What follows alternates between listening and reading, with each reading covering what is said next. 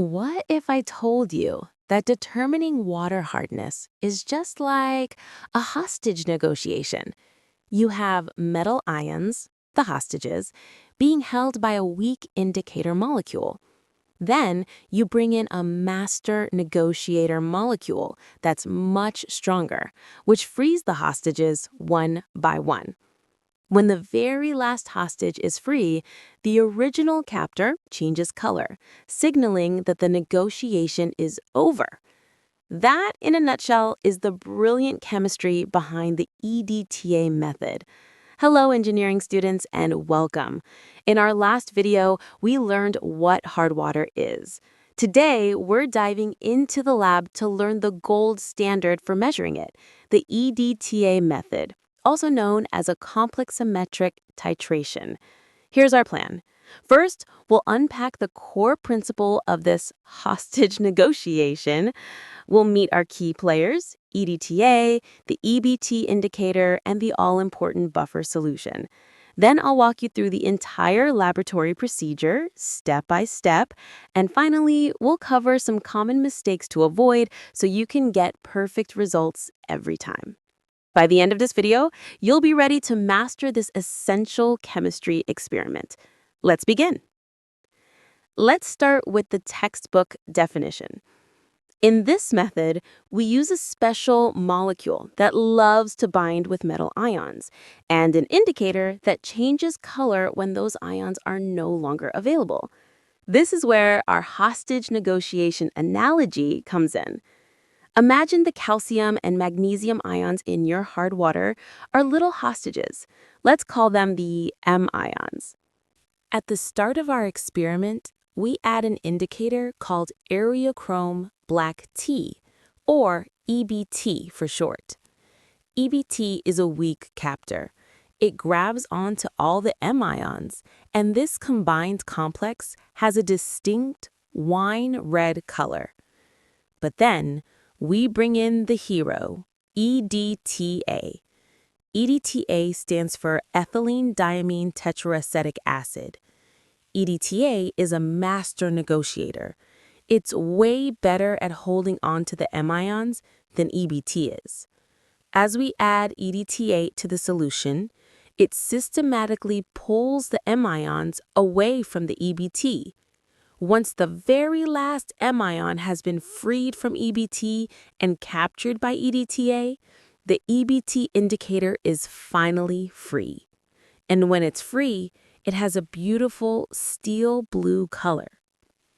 That sharp color change from wine red to blue is our endpoint. It tells us exactly how much EDTA we needed to capture all the hardness-causing ions.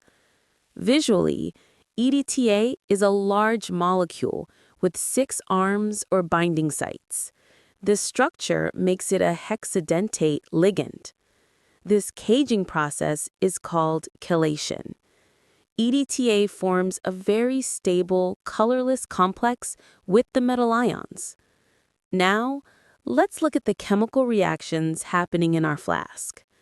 First, the metal ion M2+ reacts with the blue EBT indicator to form the unstable wine red complex. Then, we bring in the master negotiator, EDTA. It breaks up the unstable complex, forming a new, very stable and colorless complex with the metal ion, and releasing the EBT indicator back to its original blue form. This isn't just a classroom experiment. The EDTA titration is the official method used in water quality testing labs all over the world. It's used to check the hardness of your city's drinking water, to treat water for industrial boilers, and to monitor environmental water quality. It's a fundamental skill for any chemical or environmental engineer. Now, there is one more crucial player we haven't talked about yet, the one that makes the whole negotiation possible. For this reaction to work correctly, the entire process must happen in a solution with a stable pH of approximately 10. To achieve this, we add a buffer solution, typically made of ammonium hydroxide and ammonium chloride. Think of the pH 10 buffer as the neutral ground for our hostage negotiation. If the conditions are too acidic, our negotiator, EDTA, won't work properly. If the conditions are too alkaline, the metal ions will precipitate out as hydroxides, meaning they won't even be available for the titration. The buffer solution ensures that the chemical environment is just right for both the EBT indicator to bind weakly and for the EDTA to bind strongly. Without it, the negotiation fails. Okay, we know the players and the principle. Let's walk through the actual lab procedure. Here is exactly what you'll do in the lab. Step 1. Standardize your EDTA. Before you test your unknown water sample, you first need to find the exact strength of your EDTA solution. You do this by titrating it against the solution you make yourself, called standard hard water, which has a precisely known hardness. We'll cover the calculations for this in the next video. Step 2. Prepare your sample.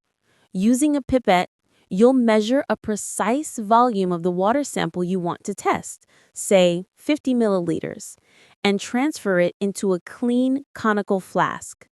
Step 3. Add the reagents.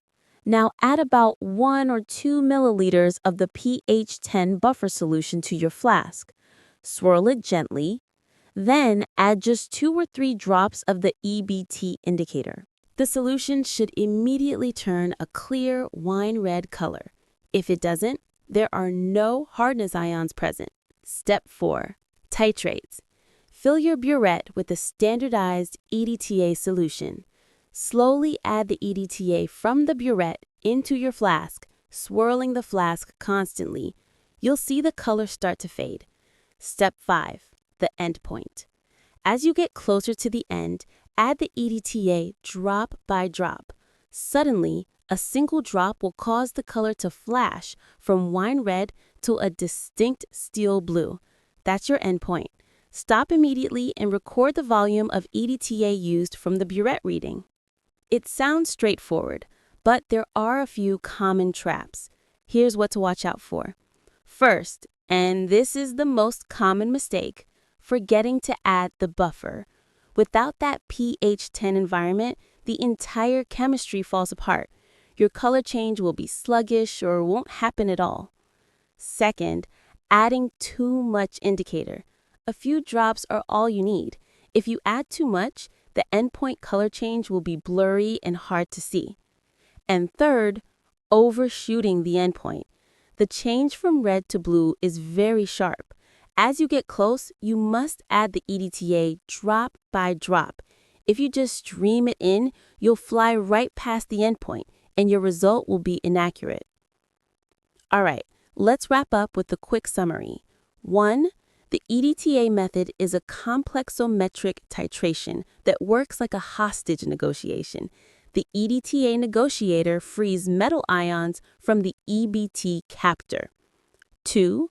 The key players are your hard water sample, the EDTA titrant, the EBT indicator, which changes color, and the pH 10 buffer solution, which sets the stage for the reaction. And 3, the endpoint is the sharp, unmistakable color change from wine red to steel blue, which tells you that all the hardness-causing ions have been captured by EDTA. If this video helped you master the EDTA method, please give it a thumbs up. In our next video, we'll take the results from this experiment and run through all the calculations.